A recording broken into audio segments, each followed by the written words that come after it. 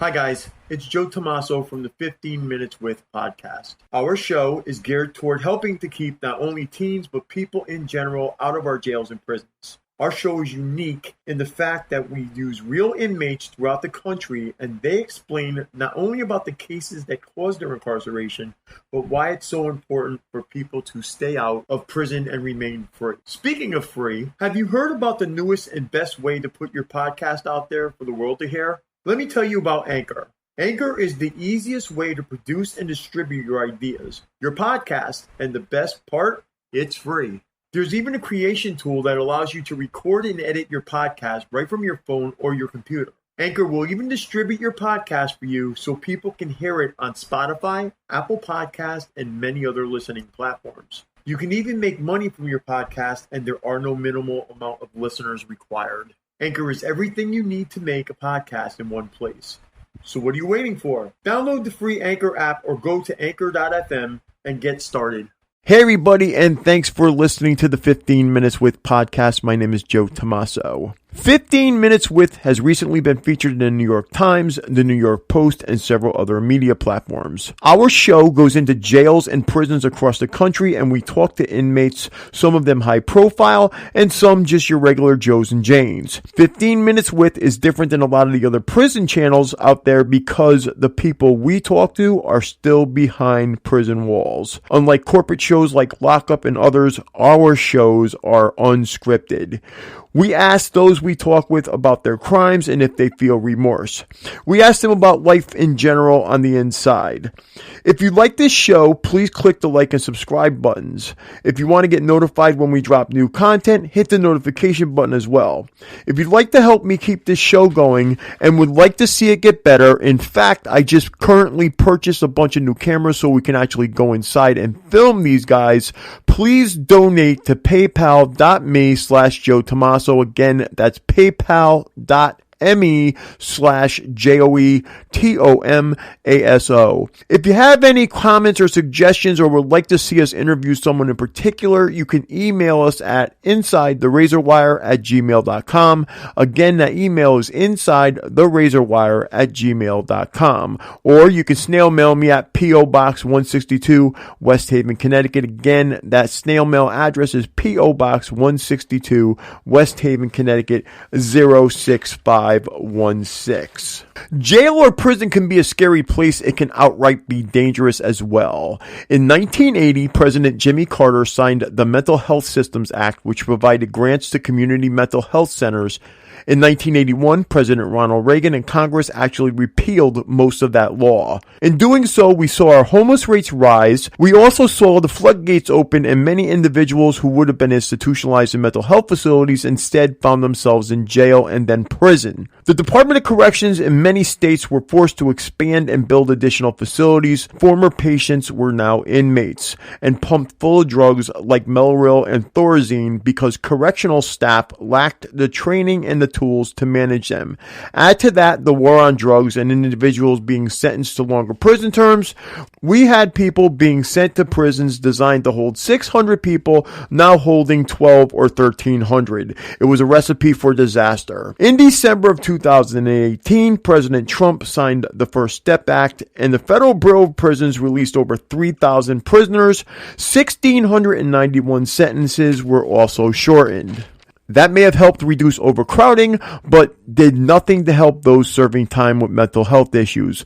Current statistics show 30% of prisoners and 44% of jail inmates have some kind of mental health problem. Many people think that prisoners get first-rate medical care as well as mental health treatment. That is far from the case. The state of California is currently under a court mandate, and outside sources were called in because so many inmates were either misdiagnosed, not treated properly, or outright died. Mental health inmates are still placed on heavy-duty meds to control their unpredictable behavior, and as a paramedic, I myself have transported patients who later died from suicide while incarcerated. Tonight I talked with Jeff Garcia, an inmate in California. Garcia is currently serving 10 years for robbery for shoplifting and then getting into a fight when store security apprehended him. Garcia is housed at a medical facility in San Diego. The facility is populated by many with mental health issues, and they have unpredictable behaviors as well. Garcia witnessed one inmate attacked while walking in the yard, and he himself was stabbed multiple times when an inmate with mental health problems went off. While Garcia praises the medical and dental care at the facility, mental health care is lacking, and inmates with diseases handle food that is served, and inmates with communicable diseases passed around used syringes so others can shoot up. We have people going into prisons here without life, coming out instead infected with death sentences. And that's not all, he said. Many will say that's a person's choice to use drugs. Let me just say, it is documented that addiction, no matter to what, is a disease. And if you are a young person or anyone headed toward prison, Jeff Garcia has some words of wisdom for you as well. So without further ado, here's this segment of 15 Minutes with. San Diego, California. This call and your telephone number will be monitored and recorded. To accept this call, say or dial 5 now. Thank you for using Global Tel Link. Can you hear me? I have some stuff for you if you're ready. Okay, that's great. How much time we have? Let me know when I can. I wrote a bunch of stuff down as far as the dangers and things like that. I wrote a bunch of stuff down. Okay, so I'm all ready to go. We're actually rolling now. So if you can just say your name and where you're at, that'll be cool. My name's Jeff Garcia. My CDC number is AY9110. I'm at Richard J. Donovan Correctional Facility in San Diego, California. Okay, and why are you incarcerated? I'm here for robbery, second-degree robbery. Okay, I mean, do you want to talk about what happened or no? My crime, I stole something from the store. I was walking outside. I was hit from behind by a security guard. I started fighting with him. Another security guard came. This call and your telephone number will be monitored and recorded. And after that, a third party came in, and I wound up in a fight with all of them for about 15 minutes, 16 minutes in the parking lot. And as the end result, I got charged with robbery. I got 10 years with 85%. Okay, so you got 10 years. So, and how old are you now, and how long have you been there? I'm 33 years old. I've been in this facility for 3 years. I was in another one for a year prior. Okay. Tell the people who are, listening to this what it's like on the inside where you're at. Most in the facilities in California, a lot of them are different. This specific facility has a lot of mental health, a lot of physical health ailments and things like that. It's called a high-risk medical facility. Okay. There's a lot of mental problems here. There's a lot of physical problems. There's a lot of chaotic behavior. Okay. So here's my question. You're telling me you're in a medical facility. So since you're in a medical facility, how is the actual medical care that you guys are receiving in there? The medical care physically is pretty good. Normally, it's really they're in this specific facility. We're in San Diego, so they have some of the best hospitals, I think, in the nation. You might hear a lot of complaints from the people, the actual inmates here, but they're really on top of things as far as I can tell. The dental here is very good. The nurses are very professional, polite. This sounds actually better than a lot of the places in California because I know California was under a mandate for medical care. Right, they were. This place, though, specifically is a very good medical, from what I see. They give special diets, medical diets. They follow through with a lot of things like that, so they're pretty good. This sounds great. So here's my thing. As far as your actual crime went, if you saw yourself a few years back, or you saw somebody, a younger person, that was heading down the road that they were going to wind up in prison, for robbery or anything, what would you say to that person? I would tell them to, if they feel any sort of rebellious behavior, anything that's leading them down the wrong path, to look towards an authoritative figure, to seek some sort of help. to understand that, a lot of the shows that you see on TV, lockup and things like that glorify prison behavior, there's nothing cool about it. There's nothing glamorous about it. There's nothing that you can really learn from here except to engage in more criminal behavior. A lot of times you pick up habits, naturally just being around people like that. You pick up habits, and it's very hard to get out of those habits. Right. I actually talked to somebody a few weeks back, and they actually told me that going to prison is like going to crime school. You go how to learn how to do your crimes better. Is that accurate? It is. Okay. Right.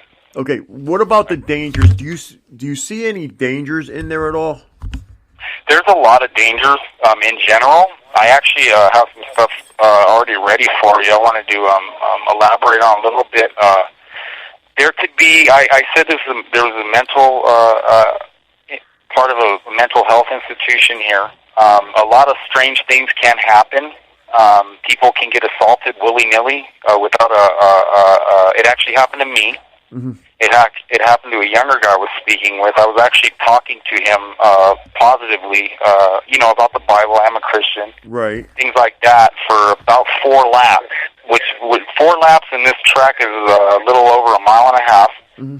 And I stopped for water, and he kept walking. As he kept walking, just a half a lap more, he walked around to the program area where they have different facilities, medical program office, and a gym. And a guy walked out and just started attacking him for no reason. Wow. He wound up getting in trouble for that also. So he wound up with a write-up which is called a 115. He lost credit behind that, and he was just attacked willy-nilly. So he was the victim, and it was more like you had a fight, so you're both in trouble. Well, he tried to defend himself. Okay. And he got in trouble also. An incident with me specifically, which is another strange one, on March 22nd of last year, mm-hmm. I was actually in the beginning, the guy comes in the next cell next door to me, and me, just trying to be neighbor like him, a razor, a bar soap, and an envelope so I could write his family. Mm-hmm. I don't know, I'm going to say 5 or 6 months later, on March 22nd, I'm in line for breakfast, and he actually walks up behind me and he stabbed me 4 times with a homemade shank, twice, once underneath, once on the side of the eye. Wow. In the shoulder, and a scratch on my neck for no reason. I can take care of myself physically, so that was something that I was lucky that he wasn't more calm and focused when he assaulted me. It could have been a lot worse. I think it could have been a lot worse. Yeah, but if he knew what he was doing, he could have really done some damage, man. That was for no reason. There's also other aspects of it. There's a lot of people that have diseases here. Mm-hmm. A lot of people hang out in groups. A group might get together and drink homemade alcohol, Pruno. Right. And they're amongst what they think their friends are. Their friends. So the guy who makes it, he's grating up fruit, apples, and stuff like that, and he might not, be careful with what he's doing. He'll cut his hand. Right. He'll bleed into the mixture, come out, and share it with everybody. And he doesn't tell them he bled into this juice that he made, Right. So it's sharing it with all these guys, and they're drinking his blood, That's crazy. Okay, there's another, there was actually people known here to be HIV positive, mm-hmm. who were, sharing needles with each other on the yard. Actually, I want to ask you, let me interrupt you for a second. They were sharing needles on the yard, so, the listeners need to know that there is an amount of drugs that do get into the facilities, and in this case, what Jeff's trying to tell you is there was an incident where needles for intravenous drug use were actually being used. Okay, go ahead, Jeff. Right. So one guy was known to have HIV. and he's hanging around the guys, not telling them, and they're passing around the same needle, rinsing it out with water, and passing it around and then using it one after another, you know, which is another dangerous thing. Mm-hmm. You know, some of the guys that work in the kitchen have communicable diseases, and they're handling the food.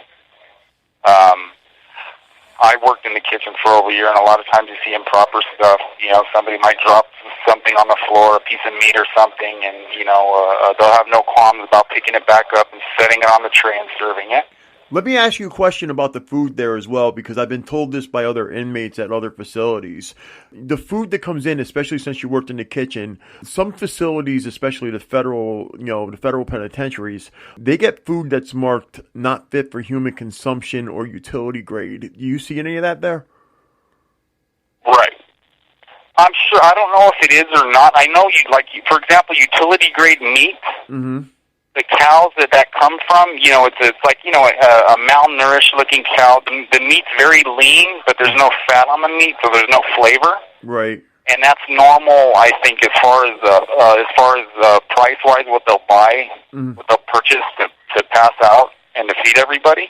Right, because I believe I don't know what California is. I don't know what California is, but Connecticut, where I'm from, I think it's $1.16 per inmate per day to feed them, which is crazy. You can't feed anybody off of that. Right. I mean, you're talking in bulk, so I think probably here it might be, you know, if we're lucky, maybe $2 a day, maybe $3. Wow.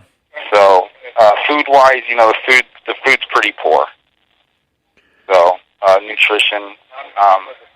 I exercise a lot, so, you know, I have to get extra calories in. Mm-hmm. And the food's very poor. It's not substantial at all.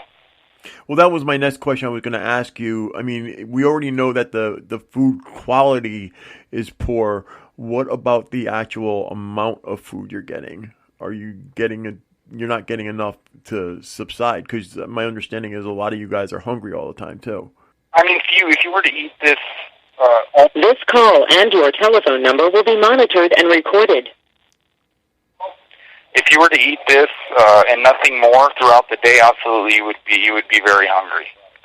You're getting maybe, I can't even, an ounce and a half of a main course, some very small sides, you know, a portion of beans for some protein. Your lunch would consist of 2 slices of wheat bread, 1 pack of bologna with 2 pieces in it, pretzels, and a pack of cookies. 2 small cookies, and 1 juice pack, or it would be 2 pieces of wheat bread, peanut butter and jelly, pretzels and cookies, 2 cookies. That would be your lunch. You know, the breakfast and the dinners vary, but it's calorie intake, I'm going to estimate 1,400 to 1,500 calories a day. That's crazy. If you eat everything. That's crazy. So... 60 seconds remaining. Of course, the call's going to get cut. Oh, I got 60 seconds. Okay, so, to close this call, what would you tell people out there if you wanted to tell them one thing about prison or one thing about getting into prison? What would you say to them? I would say that prison sucks. It's nothing cool about it. There's nobody here that's cool. There's nothing to gain from it. And do the right thing. We all have the ability to do the right thing, make the right choices. And if you need help, find it from somebody that'll spend time with you and lead you in the right direction, because this is not the right direction. If you're committing a crime, then you're in the wrong, heading in the wrong direction. Thank you for listening to 15 Minutes With. I hope you've enjoyed this edition. If you have enjoyed this edition of 15 Minutes With, please hit the like and the subscribe button.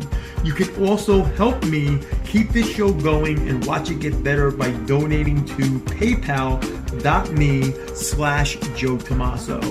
That address again is paypal.me/JoeTomaso. 15 Minutes With is constantly looking for new content to upload and new people to interview.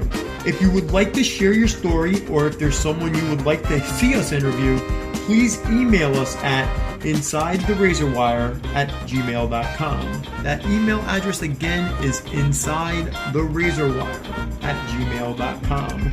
Last but not least, again, if you like to support this channel, please subscribe and hit the like button.